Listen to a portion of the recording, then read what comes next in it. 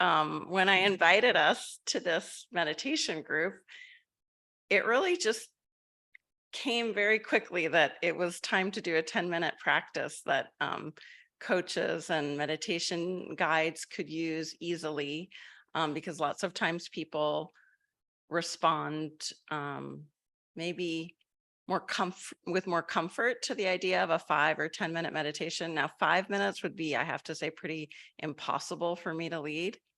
And what happened after I said 10 minute was I went, oh no, why did I make my work so hard for myself? Because it's really hard for me to limit a meditation to 10 minutes and then repeat it. But I have practiced. I got here an hour before you guys, and I wrote up the practice and I practiced. So I'm going to go ahead and share my slide with you guys so you see the practice for today. So here we are, 10-minute practice, and we are going to do it 2 times because I want you to know as you go through the meditation, I want your mind to know, your body to know, your energy to know, your intentions to know that you get to do it again. And that the next time will be a little different. And of course, my words are not going to be exactly the same as guidance, and your imagination won't be the same, and what you feel and experience won't be the same. But it's cool to repeat things in meditation. This is one of the things that in every tradition of practice, the meditation practitioner learns certain tools and procedures. And sometimes that's called pointing out directions in meditation. And it might just be to be with the breath for a really long time, or it might be to just watch the thoughts come and go. Those are some of the kind of very simple guidance that is given. Sometimes it's just to be open spaciousness as you meditate. So in our meditations, we do a lot more guiding, as you know, but I also practice those other ones too. And I find that they're very, very beneficial. So here are the pointing out directions, you could say, for this meditation. We're going to meet ourselves with 3 wonderful deep breaths. Then we're going to kind of set our intention or make a wish to the universe. So I want to ask you right now, does it feel okay to you to ask for something like, may I have more compassion? May I be whatever it is, or may I receive? Is that okay for you? And if it doesn't feel okay, would it be okay to give yourself permission, kind of as a preparation? I'm going to allow myself to receive. I'm going to allow myself to ask for this as I open up to this universal frequency that I'm a part of. And then we're going to ground our energy. We're going to imagine a garden of peace. And when I say a garden, for you, it might be a forest or a beach or by a lake, whatever it is for you. But I am going with the garden theme. And then we're going to experience our garden through our different sense channels. So we're not going to be trying to only see things. We're going to smell, we're going to know, we're going to talk to ourselves, we're going to feel in our bodies, we might move or rest. We're going to really embody ourselves in this garden atmosphere, noticing it through all of our senses. And then we may notice or experience a guide or an angel or an element like water or sun or wind or some other special, I'm looking for the right word. It could be a quality, it could be a value, it could be a guide, but it's going to be special for you there. And then we're going to return to our bodies and feel that peace that we have nurtured throughout our system, because this is a peace garden.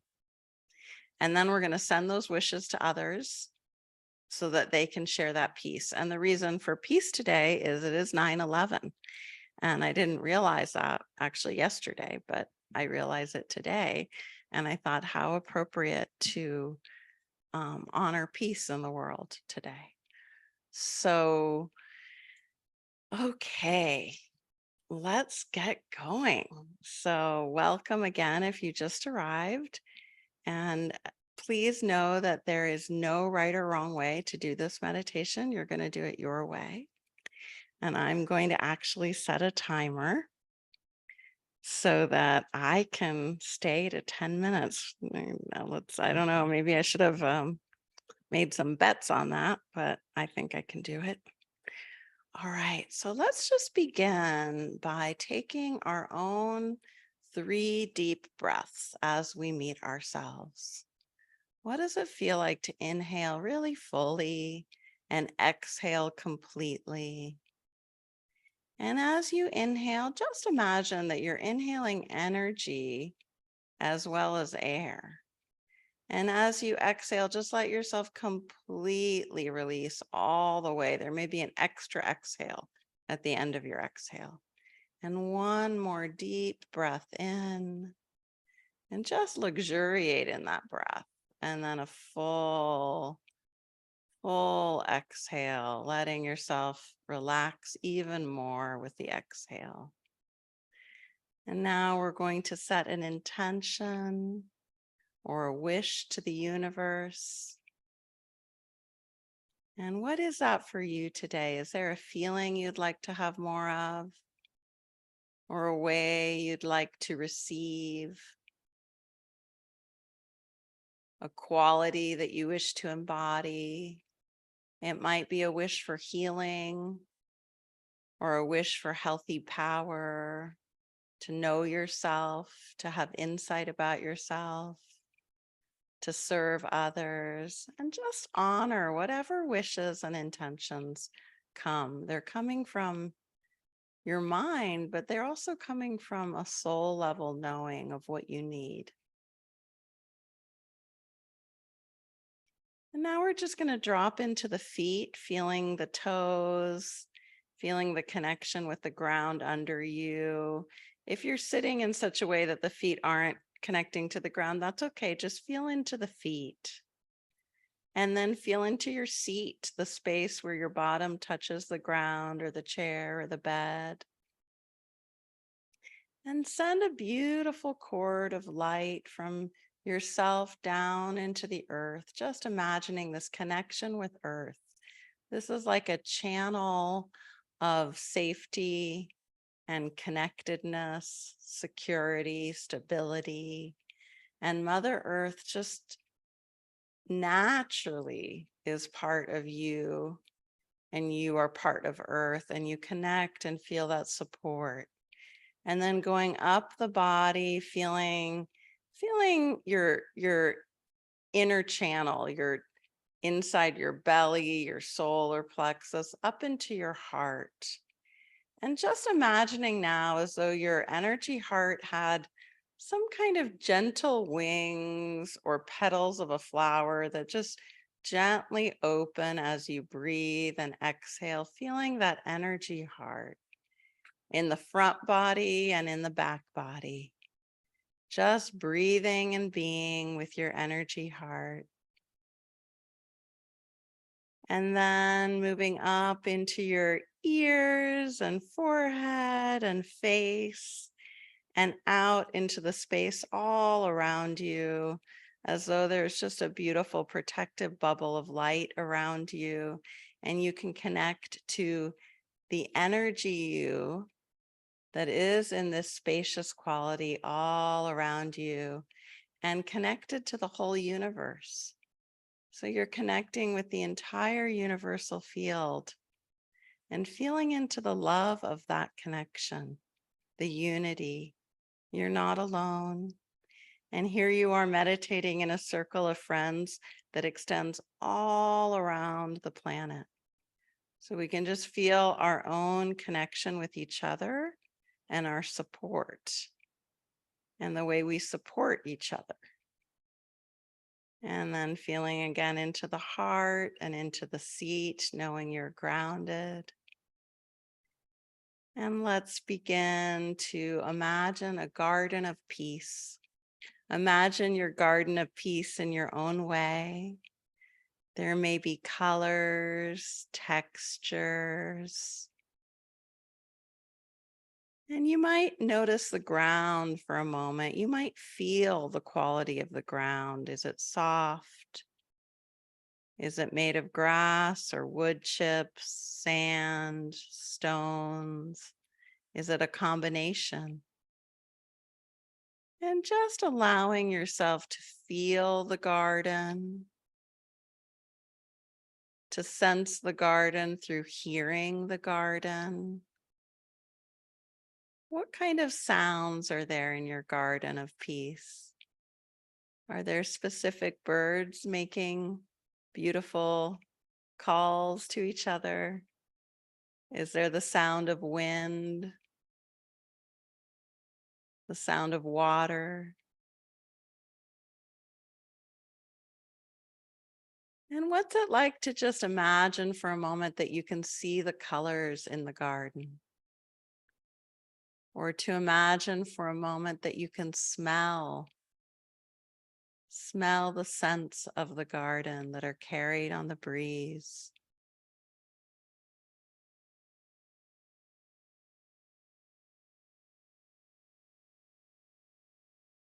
And noticing how your body feels. Imagine your body there in this garden. Does it want to lie down and rest or walk? Does it find a tree to lean on? Or does your body want to feel the textures through your feet or hands? Are you curious, relaxed? Just notice how you feel in this garden and where you're drawn to. And just allow yourself to go to the place in the garden that feels like it's calling to you. And there in that place, there might be a special quality, like there might be a water feature, or there might be a statue. There might be a special tree or plant or animal. It might be a place where you meet your guide or angel or a part of you that you need to be with right now, like your higher self or your younger self or your inner best friend. And just allowing this time here to fill you with this quality that the garden resonates with. It may be a gentle peace, a loving peace, a universal peace, an unwinding of tension, or a kind of joyful, buoyant, airy peace, like that of flying or clouds or birds, bubbling water. And just let yourself imagine, honor your mind, let the words come to you.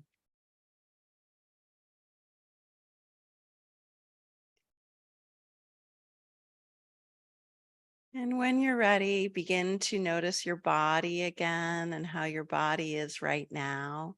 You might bring your fingertips together, gently feeling your thumb along your other fingertips. Feeling yourself breathe in and breathe out, maybe moving the feet a little. And just notice the quality of the garden that you can bring right now into your body. And putting your hand either on your heart and your stomach or both hands on your heart if you wish. And just allowing yourself to make a wish for others in the world, in all the world, all the universe. Sending out a wish for peace, for joy, for wellness, harmony. Just imagine this wish going out in all directions. And also notice how the wishes are coming to you as well. And letting yourself receive these wishes for peace, harmony, love, wellness, kindness. And when you're ready, opening your eyes and just coming back to the moment, coming back to the group, this space, noticing the room, getting some water. I'm going to get some water. All right, that was exactly 10 minutes. So let's just open our chat for a moment, and any thoughts or shares, any surprises for you or questions, and then we're going to do the meditation again. But I want to have this time to kind of process it together. Or maybe everyone is too relaxed to write something, which is okay too. I like the part about accepting the love and peace. Beautiful. It was nice, but felt too short, said Sarah. Don't worry, Sarah, we'll do it again now. Wonderful to use any time of day, very calming. I like the short ones. I tend to do them regularly throughout the day. Time is an illusion. That was beautiful to be in a calm garden. I didn't want to come back. And I think the reason for doing something like a garden when we do this type of meditation is it is meant to be like a mini vacation you can take yourself on. But one thing I wanted to point out is you're taking all of you. You're not escaping your body when you go there. We bring the sensations of the body, and we also bring the connection with other people. And that's that's deliberate. Yeah, and if a part of you feels heavy, it's wonderful to notice that and to give to that part. Always feel free to move or stretch. Sometimes when we do enter different states in meditation, we might feel heaviness, we might feel lightness, we might feel tingling, we might feel suddenly like our hands are much bigger than our hands. We can also feel in space like we're not sure where we're oriented. And that's all actually very normal in meditation. No big deal. I mean, it can feel like a big deal. It can feel like, whoa, this is like I'm on a drug or something. But it's also good to remind yourself that you can normalize it, and you can always open your eyes. Now, if you can't open your eyes, that's a thing that happens too sometimes. You'll eventually open your eyes. You'll always come back. It can just take, a couple minutes. Oh, I love all the shares about the garden. And I think those of you who are coaches or meditation leaders, I think you kind of get how it's helpful to have something short.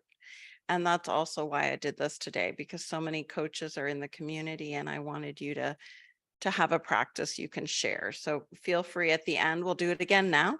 And then at the end, if you have any questions about leading it, please feel free to ask them as well. Yeah, and it might bring up a desire for a healing retreat or an actual garden. That can happen too. Many of us might end up sometime this week going to a garden. Who knows? There's a botanical garden so near me that I never go to. And you guys, this is reminding me I should go to the botanical garden. Okay, let's do this again. All right.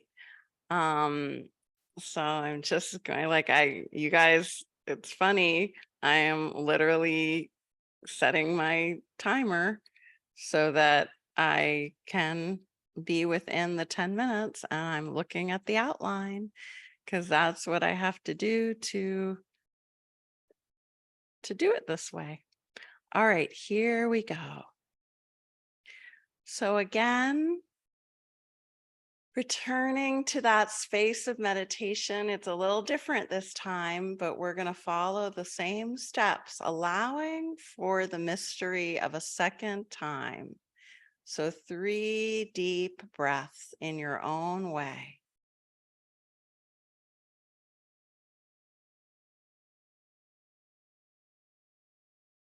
You might want to check out what it's like to make your exhale longer than your inhale.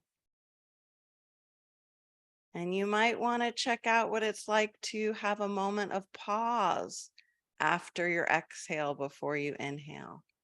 It might give you a little bit of an expanded state. And then we're going to go into grounding our energy, grounding through the feet, the seat. If you're lying down, grounding through the back body, just in your own way, feeling that powerful connection with Earth. And Earth is a stabilizing force for all of us humans. I like to think I'm an Earthling.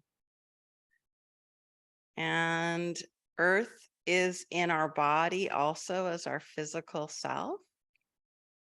And so we're just appreciating and feeling that connection with Earth. It might bring up images or sensations or words like comfort, connection, stability, presence. And then moving up the body, just imagining a beautiful central channel of light that takes you from your seat up through the center of your body to your heart space. And if you wish, you can use your hands here as you just gently expand the hands and you feel the heart expanding, the energy heart.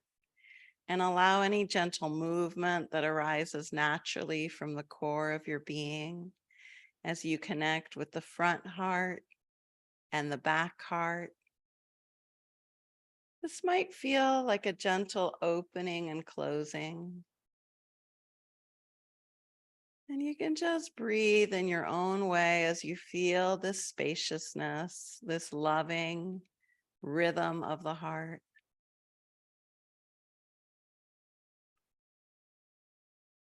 And extending to sensing your whole head, the space between your ears, your forehead, your cheeks, and just allowing that universal field to be there all around you, around your whole body, sensing into the infinite presence of space, of unity with all things everywhere. And the space that we create together in this circle around the planet. And we're going to set our intention, our wish for our practice. It might be qualities we wish to embrace. It might be blessings we wish to receive.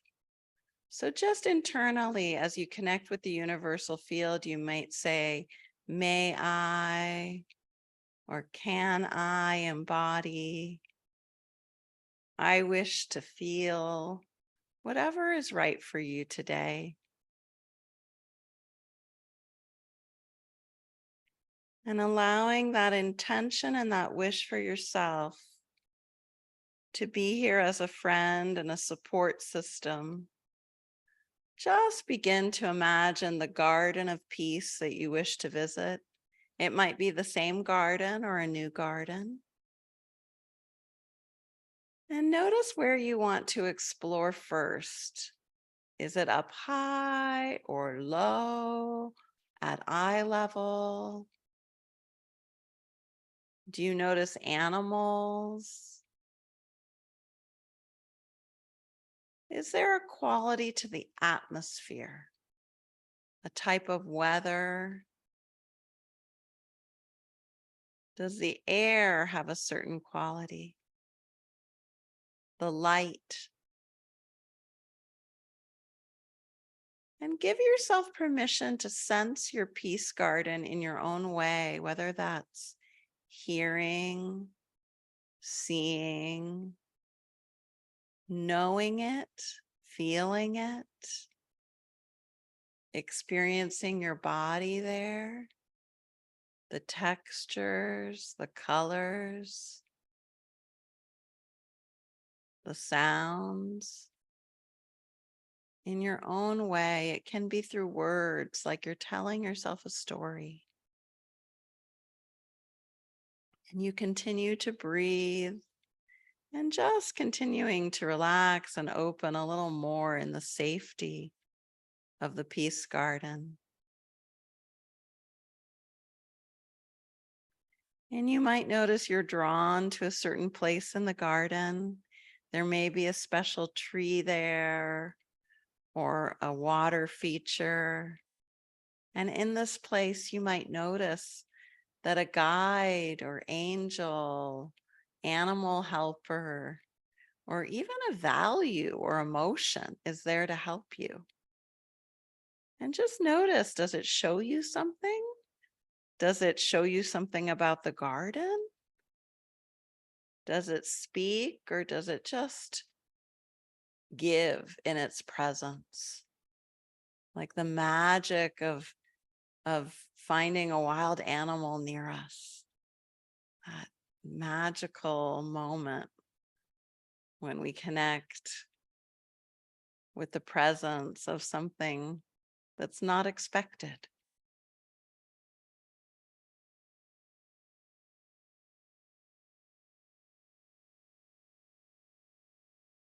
And in your own way, thank your guide, thank this special place in your garden, and take a moment to take in the resources of your garden that you'd like to keep with you throughout the day.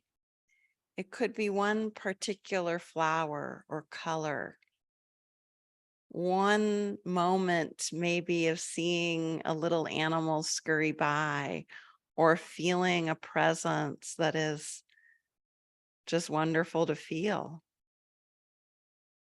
Whatever it is, just notice little moments of the peace garden that you can bring with you. The way the wind maybe moves through the trees, or the way the grass moves through the wind, or the way the water gently flows, or the sun through the leaves. And when you're ready, coming back to your body in this moment in time, you might swallow or tap your fingers together, tapping your thumb to each finger. And as you do, connecting to your whole back body, your front body, your belly, your hips and legs and knees and feet, your shoulders, your ears and throat and eyes and head and your heart space. And just feeling your beautiful heart space, your kind, evolving heart. However you feel about your heart space, acknowledge how it's evolving for all of us. And from this evolving heart, let's send out wishes for the universe, wishes for wellness, for peace. May others feel joy. May others feel peace. May others feel connection. May others feel health. May all people, animals, and beings all over the world and all universes be well and be loved and be connected and feel harmony.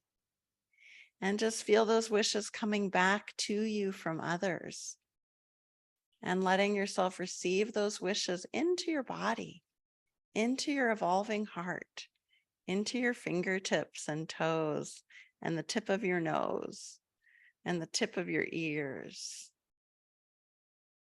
And from here, we're just going to open our eyes and take a moment to come back to group. You might want to give yourself a hug. You might want to do a French press where we bring the energy down, stabilizing and grounding our energy. You might want to keep meditating. Just turn off the Zoom and keep meditating, or take a nice nap or go to sleep for the evening. It depends on where you are in the world. So I think I wrote it in my email to you guys, and some of you know me and I've told you this before, but when I started a regular meditation practice, it was a real clear habit I was building, and I did it by showing up to the elementary school where my daughter and son were going to about 10-15 minutes early each day. I got the first place in line, sometimes the second or third. It was great, made the kids happy. I rolled up the windows and I meditated for that 10 minutes. And knowing that I was there made it much easier for me. You know, it was the same time of day and it was the safety of the car. So some people will find the car actually to be, I've heard this often, a really good place to sing or meditate or journal, especially if you're part of a busier home environment. So Mark and I have 5 children, and you can imagine when they were young, there were a lot of people in our home, not just our family. There were always probably 8 to 12 people in the home. So to meditate, it really helped me to get out of my home. Now I don't get out of my home enough, and I meditate a lot in the quiet peace of a very quiet home. But then I really needed to do it in the car. So any shares or questions? I was talking about myself a little just to let people have time to come back. Because sometimes I find if I ask for questions right away, people are not ready yet. Is there anyone here who, I mean, I see you guys, I know many of you are coaches and energy coaches and meditation guides, but anyone have a question about leading a client through this? Or, you know, are there any kind of obstacles that arise in you when you think of leading someone through this? Have you ever tried leading yourself through a meditation where you speak it out loud? I really recommend doing that. Just alone in a room, or if you want Zoom on, and just practice leading to the beings, the non-ordinary reality beings that are there receiving your meditation. Now, I really do think that. I think if we lead to an empty room, we're not leading to an empty room. There is someone there to receive it also, and we are receiving it. So it's a good idea to lead for ourselves. All right, is there something wrong with my Zoom? No one's raising a hand? Is this true? Okay, I see a lot of messages in the chat, but I want to talk to you guys. How do I make my voice more relaxed when I lead? What a great question.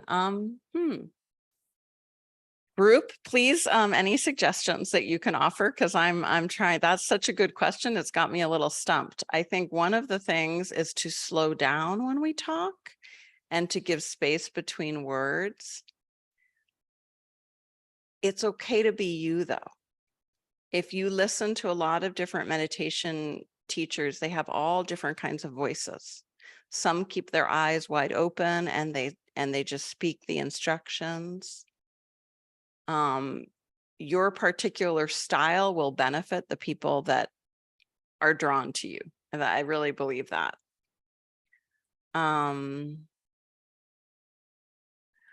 I find that my voice goes higher when I lead meditation sometimes, and I like that it's doing that.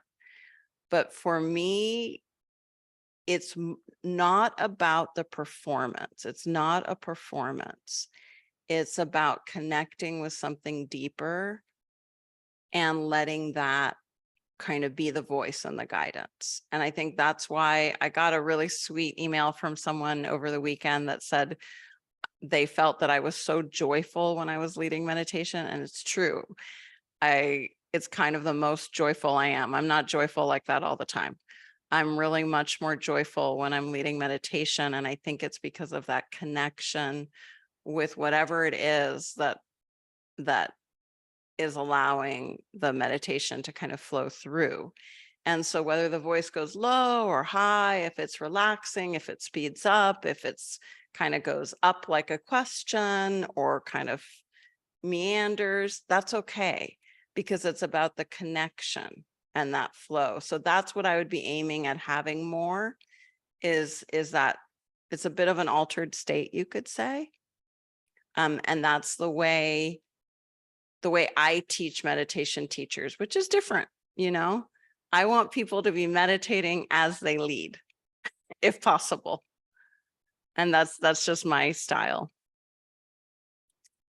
Yeah, showing up instead of showing off, that's nice. And I also get it, though, that sometimes we can be self-conscious about something. when I started the meditation group, if you guys who are in CI and have those rooms with the older meditations, you'll see sometimes my eyes would roll up in my head because I was in such a deep state and I was really self-conscious about that. But I decided that, you know, hopefully participants' eyes were closed. If my eyes rolled up, so be it. But I had to kind of let go of self-consciousness around that.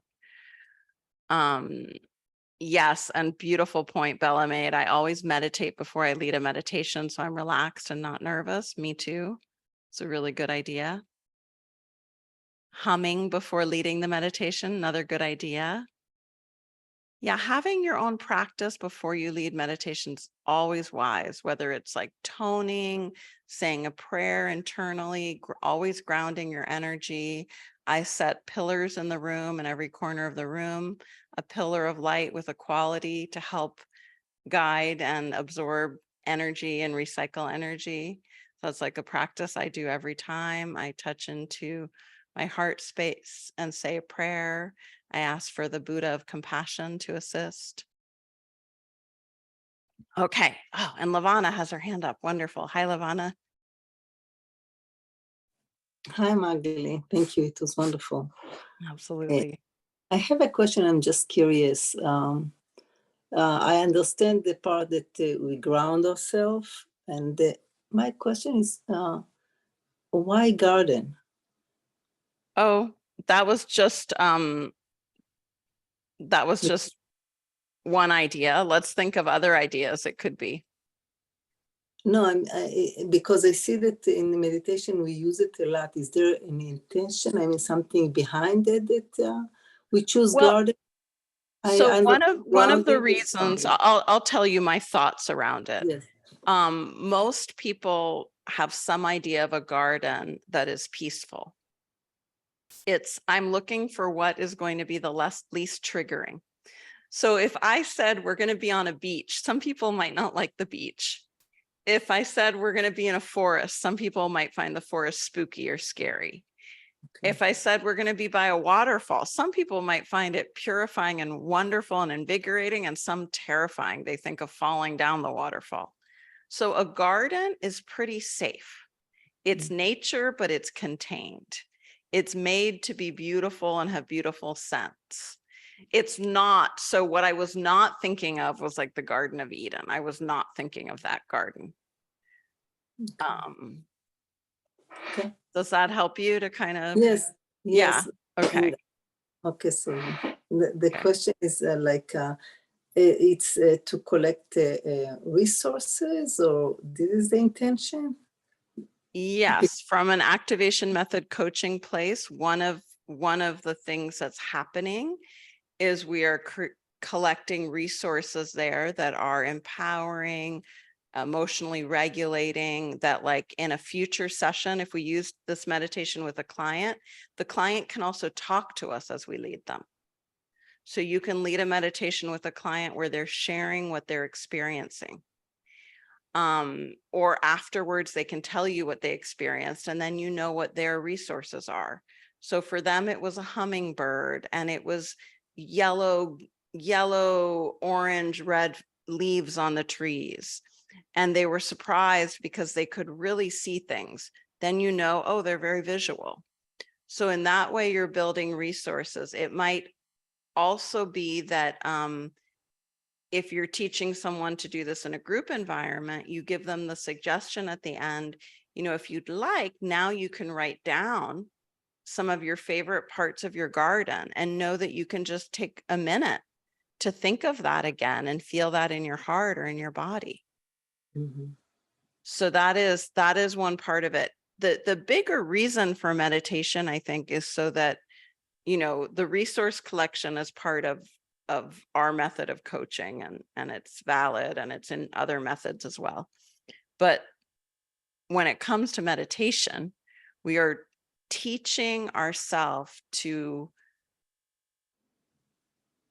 kind of flow with the moment, to go into the different senses more closely.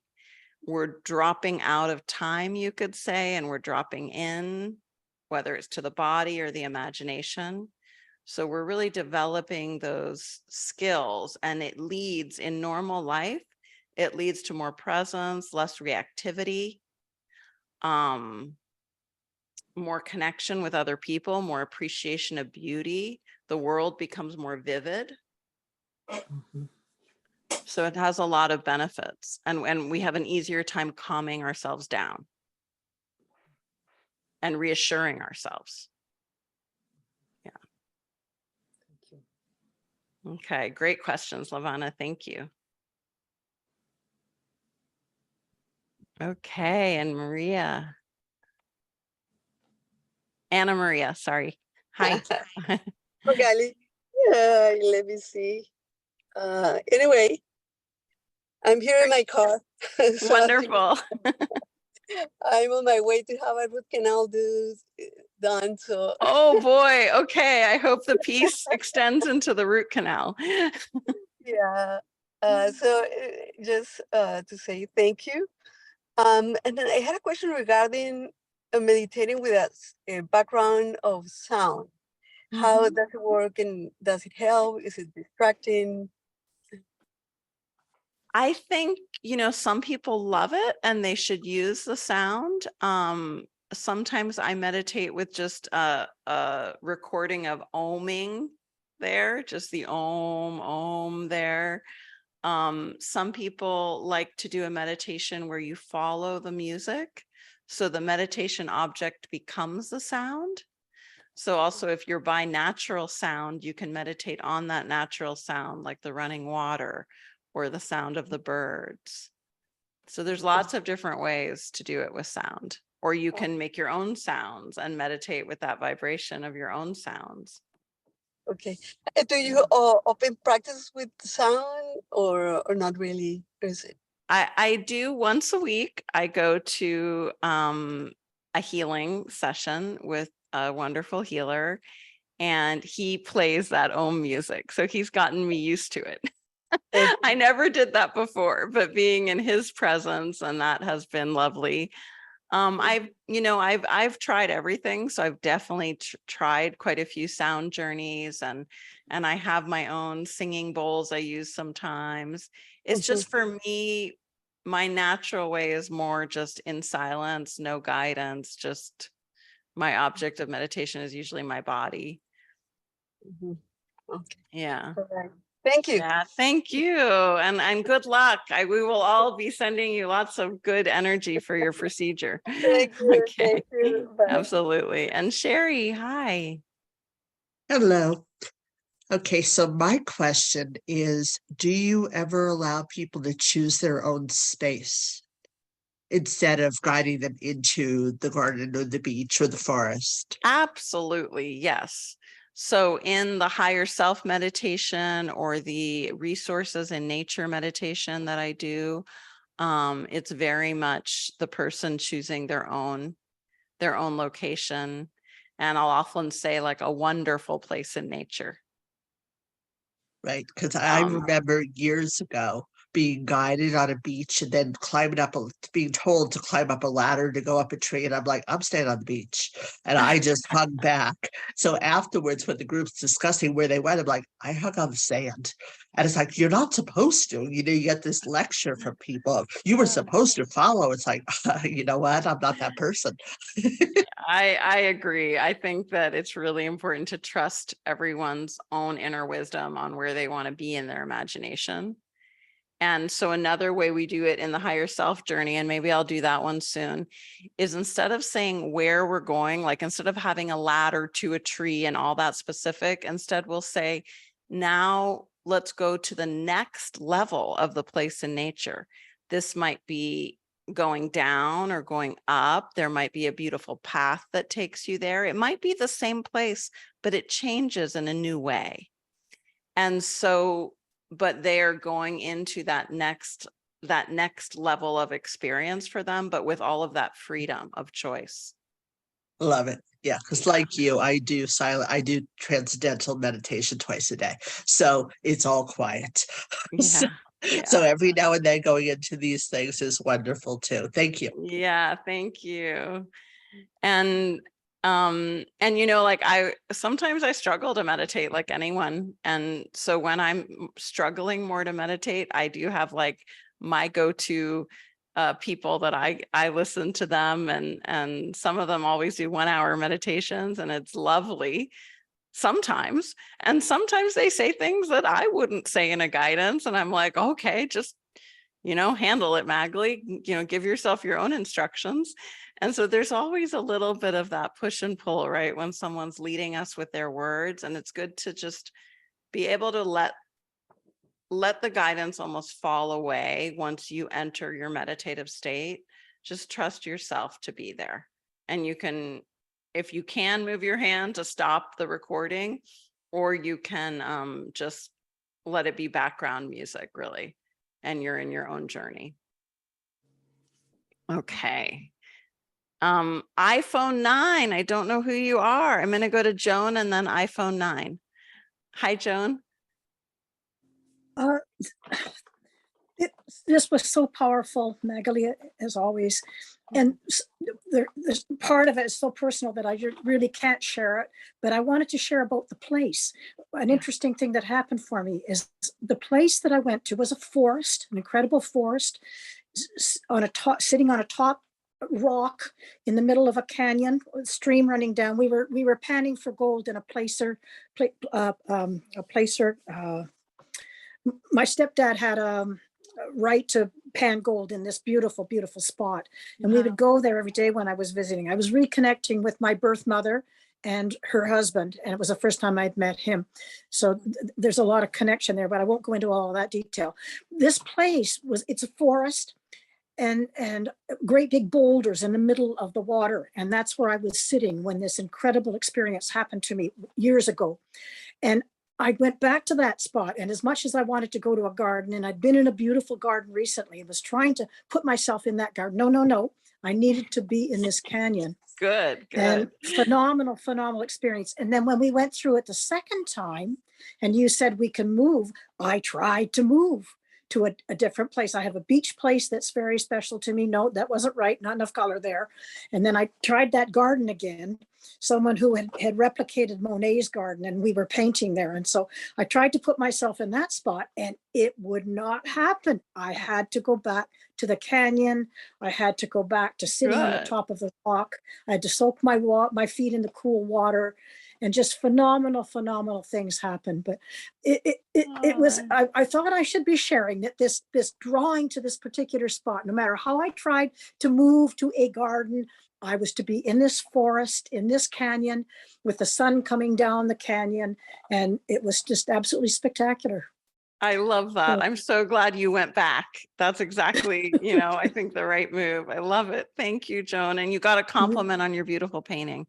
Cherise said, love the picture in your room, Joan. Thank you, Magali. Yeah, absolutely. And one thing I wanted to mention too, and I'm going to take everyone else's questions as well, but I just wanted to mention that, so no one who has this experience feels that they're doing it wrong or something. I don't actually see a whole garden like when I do it, or I don't feel a whole garden. I don't smell a whole garden, but I get little moments of like, oh, the lavender petals of a certain plant, or I can kind of sense that greenness of the grass, and it's just like little flashes of sensory moments that build up. But the way I sense is more like that, like in little sips. It's not a big overall space. And it's okay to do it that way. Like we can't change the way we are. Or sometimes I'll do a process like this, a journey, and the whole thing is just felt in my body, not in my imagination. So it's like I'm imagining in the body. So the way water feels is the way the body feels, not like a body of water that you're imagining. I hope that helps anyone out there who is similar to me that way. Okay, and iPhone 9. Hi, Magali, it's Veronica. Hi, how are you? I'm doing well. How are you? Good. Thank you for this lovely meditation. And I love how you are, guiding us through how to also share this with others. And I'm also a certified yoga teacher, so I'll be teaching children next month in an elementary Great. school.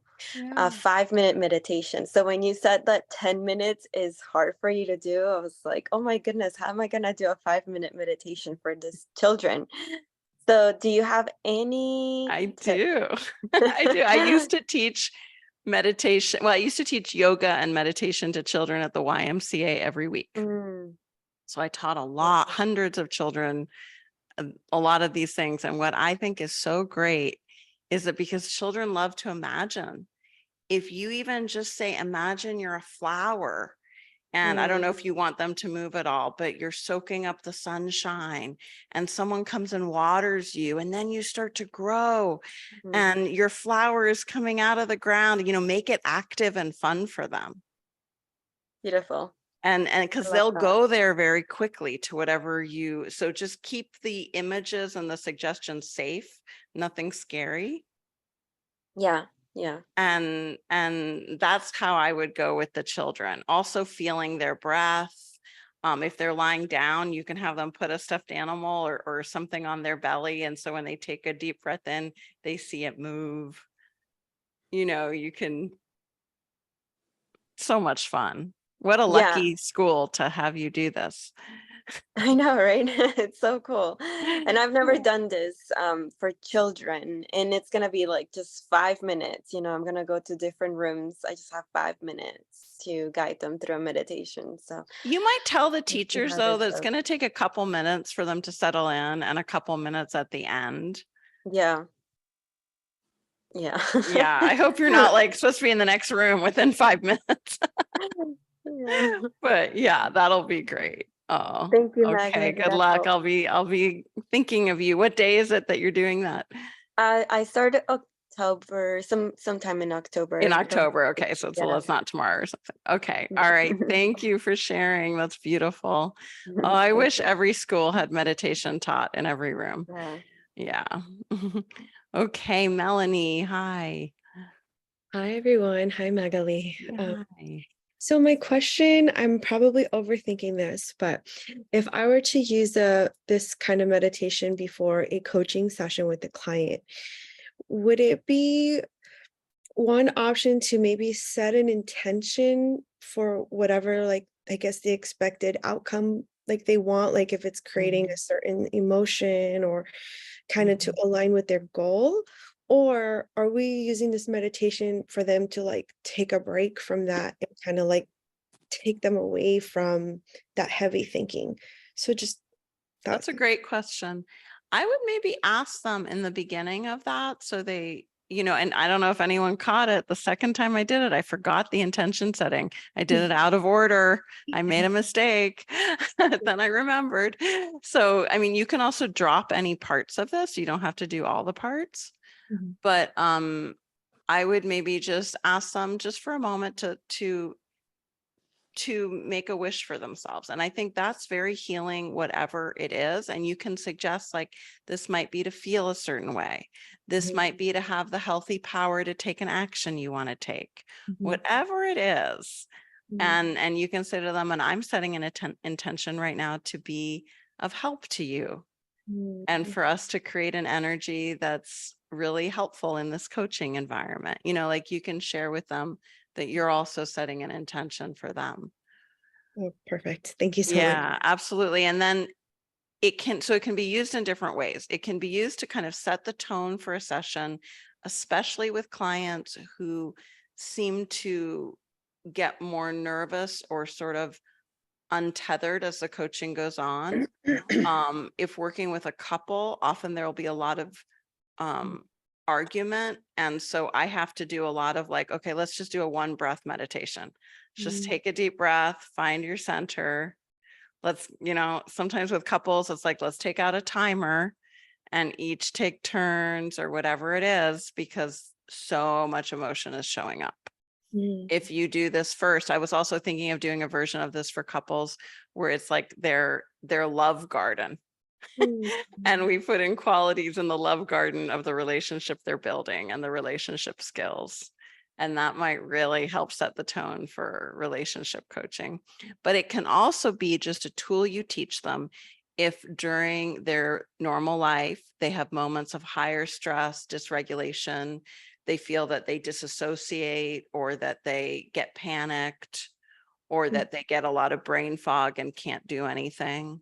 mm, Any of those sort of emotionally difficult realities that people go through, it can be helpful to learn to calm oneself. mm. Awesome. Thank you. Yeah, absolutely. Great question, Melanie. Melanie is in our relationship coach training. And I guess that was all the questions. Okay, you guys, I loved doing it. I was a little challenged, but it's good to challenge myself. I guess the next challenge could be an hour-long meditation, right? We could go from 10 minutes to 60 minutes. That would be interesting. Sherry, was that another question? Yes. Great. When would you do a meditation, at the beginning versus the end of a coaching session? It really depends on you and your client. I think if a client is coming to coaching with a lot of anxiety and a difficulty to kind of let go of what's going on, then at the beginning might be the better time. If a client has a hard time or you have a hard time ending a session, it might be good to let the client know in the beginning, you know, today, the last 10 minutes will be a practice we do that then I'm going to send you a recording of so you can do it during the week, for example. You can also do it in the middle and you can say, you know, in this coaching session, I want to teach you a 10-minute meditation practice and I want us to have time to process it. And I want to really gather healthy resources when you're in that creative mind state. So there's many ways we can use it. I hope, does that help, Sherry? Yeah, love it. And Okay. yeah, because I know when the question was asked before, I can see where, especially with couples at the end, to set that intention leaving could be very effective. Yeah, and maybe just 5 minutes at the end like that with a couple. It is so one of the ways I often end with a couple is to really honestly compliment their effort and their ability to show up and the courage it takes. Because it takes a lot of courage to show up as a couple with a third person there who's not part of your relationship. It's amazing. Right. So yeah. Thank you. Okay, thank you. And I'm sorry you said your name. I think I don't remember. iPhone 9. Was that another hand or was that from before maybe? Oh yeah, I think that Okay, was from great. before. Oh, okay. No worries. All right, guys, just take a moment to thank yourself and also the group, the energy we give each other. And you know, very important to recognize your own efforts in developing practices and habits that not only benefit you, but they benefit everyone in your life. Okay, be well, guys. I'll see you hopefully next Monday. So the fall winter schedule is every week, Monday at 10 a.m. I couldn't commit to another time. So I'm just keeping it Mondays at 10 a.m. California time. And same link every time. The link isn't changing. Feel free to share it. It's always free. And you don't need to register. You just use that link and it's just open to anyone who wants it. Okay, guys, be well. Take care.